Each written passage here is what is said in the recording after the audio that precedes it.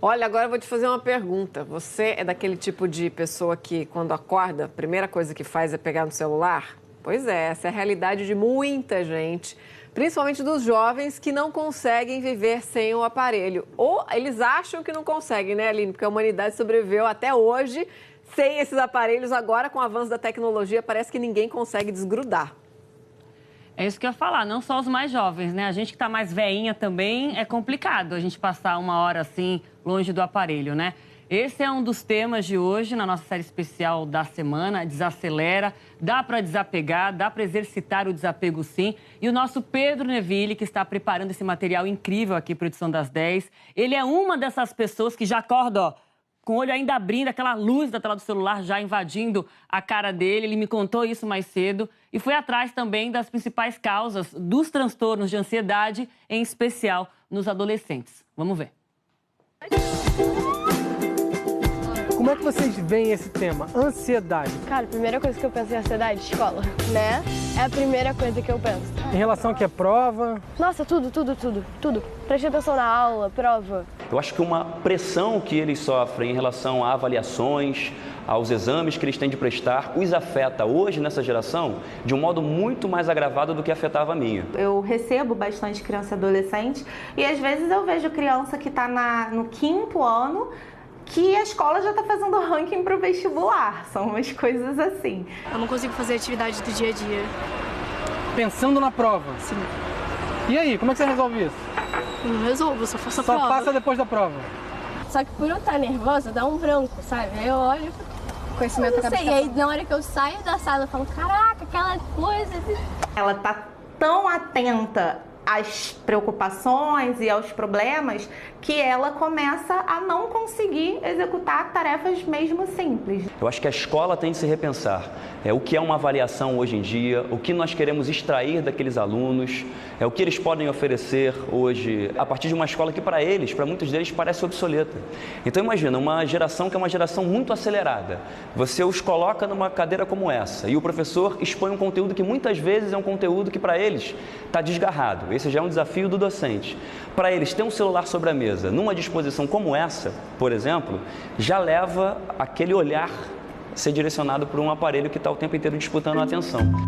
Mas e sobre redes sociais? Como é que é a relação de vocês? Cara, tava sendo muito um vício, tipo, você entrava no telefone, você queria fazer outra coisa, você queria ver, tipo, uma foto, só que você ia direto pra página do Instagram, sabe? Adora, né, teve a ideia. Que ela, tipo, ela falou assim, eu saí do Instagram. Aí, imediatamente, a gente se olhou e falou assim, cara, eu vou sair também. No meio da aula, eu peguei o telefone e eu apaguei o Instagram.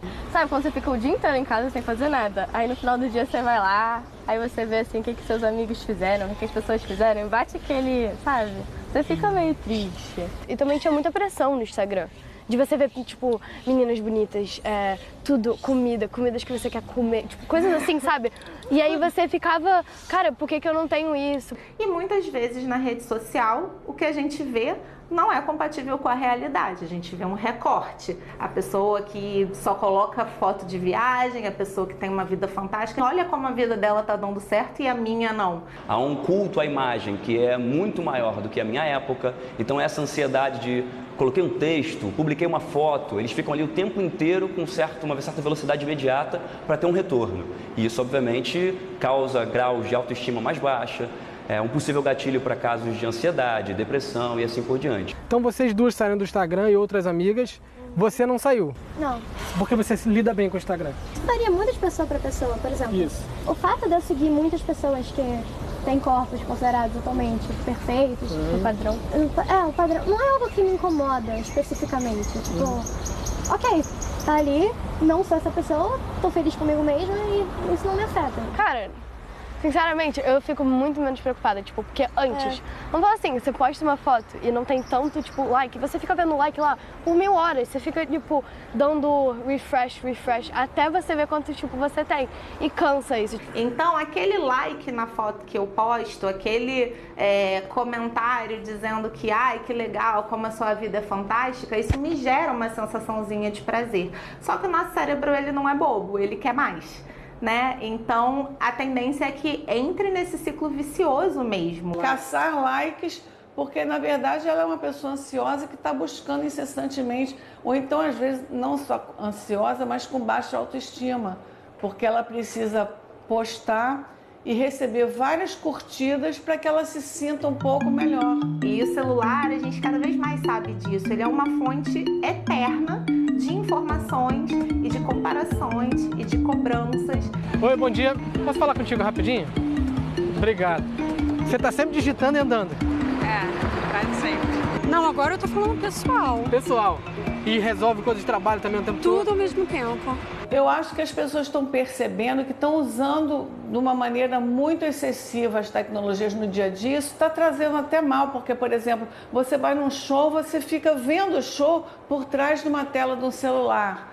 Você vai num restaurante, você nem se preocupa às vezes em conversar com as pessoas que estão ali no seu lado, para ficar postando com quem estão, o prato que está comendo. Ai, nossa, incomoda. Ficar nervoso pela pessoa, sabe? A Dá vontade de pegar o telefone e tacar no chão. A pessoa só tá lá com o telefone. Mas acontece, isso é muito frequente. Exemplo, quarto nome.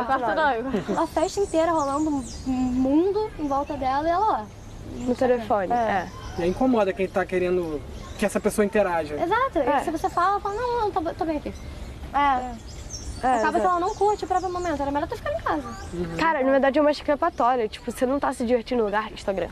Uso consciente é você reduzir o tempo de uso no seu dia, é você perceber que até que ponto aquilo ali está te fazendo bem ou está te fazendo mal. Se você deixar, você é consumido por cobranças, não só de trabalho, como de respostas que as pessoas querem, e você fica o dia inteiro olhando o celular. Eu acho que precisa de equilíbrio, né? Quer dizer, uma pessoa, ela não tem que ficar o tempo todo lá querendo saber o que está acontecendo, o que falou, fulano falou, cicrano falou, assim por diante. Simplesmente deixa. Se ela tem vontade de falar alguma coisa, um dia, um determinado momento, vai lá e diz. Agora não fica nessa pressão, nessa fissura, eu tenho que.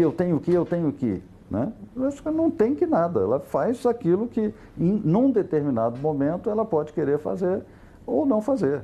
Né? Então, um certo equilíbrio eu acho que é super desejável. Bota um limite no celular para te avisarem, tipo, você já tá 1 hora no Instagram. E aí, dá uma desacelerada, vai fazer alguma coisa, sai na rua, sabe? Uma coisa que eu gosto de fazer é só escutar a música. Eu tô muito entediada, eu só boto meu fone de ouvido e eu vou andando na rua. Então vamos desacelerar. Vamos. Estamos precisando, todo mundo, né? Acho que é só fazer uma coisa que te deixa feliz, né? É isso. Raquel, Pedro Neville já está aqui, com quem entende do assunto. Eu estava rindo porque essas 3 adolescentes que falavam assim, né, com o Pedro, porque me dá um nervoso, sabe, ver a pessoa ali que não está vivendo o presente, a festa, fica preocupada em postar. Mas 1 hora depois é a gente que está fazendo isso, né? A gente critica, põe o dedo na cara, recrimina, mas a gente faz igual, né? Muitas vezes a gente não percebe que não está vivendo o presente também, né, Raquel? Isso acontece muito. Eu achei bonitinho as meninas falarem isso, Pedro, mas a gente replica isso, reproduz sem perceber também. E eu achei fantástico o que disse a psiquiatra que você entrevistou, Raquel. 1 hora ela falou assim, que isso aqui é uma fonte infinda de informação, mas também de comparação, de cobrança. E aí que entra a ansiedade principalmente, né, Pedro? Pelo menos comigo, eu acho que é por aí. Verdade, Aline. Tudo bem com você? Boa tarde para você, boa tarde, Raquel, e a todo mundo que está acompanhando. Mais um dia de coluna Desacelera. E durante essa reportagem, a psicóloga Ana Lúcia King comentou sobre esses fatores que você citou. E ela é psicóloga de um instituto chamado Instituto Delete, que fica na UFRJ, na Praia Vermelha, que justamente promove o uso consciente dos aparelhos, das tecnologias. Então, a pessoa que se sente ali incomodada já com o uso excessivo das tecnologias, vai até lá e pega dicas. Quem também trabalha nesse instituto é o professor Antônio, que está aqui, o doutor Antônio, e ele pode falar mais aqui também com a gente sobre isso. Doutor, obrigado por participar da nossa coluna. O que o senhor diz? O que o senhor diz quando alguém chega com essas alegações? Está usando demais o celular, está entendendo que está até fazendo mal à saúde? Boa tarde. Boa tarde, obrigado por essa oportunidade. Eu entendo que essa pessoa precisa encontrar outros prazeres, outras atenções no seu cotidiano. o celular veio para ficar, os computadores, o mundo digital vieram para realmente melhorar a nossa vida e não piorá-la. Entretanto, essa questão da informação muito rápida, de responder rápido numa mídia social, de tudo ser feito com uma velocidade muito grande, acaba criando uma ansiedade, uma dependência, porque ao responder muito rápido uma questão, isso nos dá um prazer muito grande. Ao postarmos um like rapidamente, isso dá um prazer muito grande e a pessoa acaba ficando viciada, esquecendo o mundo real e vivendo só no mundo digital. Então, o tratamento, por assim dizer, é incentivar o mundo real através dos esportes, de uma vida social sem celular, de refeições sem celular, de uma vida intelectual sem o celular, mostrando que outras situações podem dar prazer também. O senhor estava me falando, inclusive, que os senhores lançam desafios, né, para a pessoa começar a se livrar um pouquinho do celular. Como, por exemplo, quais que quem está vendo agora também pode se desafiar a fazer?